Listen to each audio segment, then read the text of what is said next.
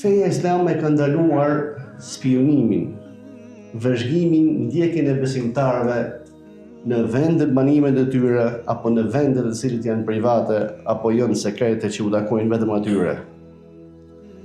Në hadithin e Abu Hurairas që transmeton Imam Buhariu në Sahihun e tij dhe gjithashtu Imam Muslimi në Sahihun e tij, pejgamberi sallallahu alaihi wasallam thotë: "Iyakum wadh-dhann fa inna adh-dhanna akdhabu al-hadith wa la tajassasu." Keni kujdes nga paragjykimet. Në vërtetë paragjykimet janë lajmet më të rreme.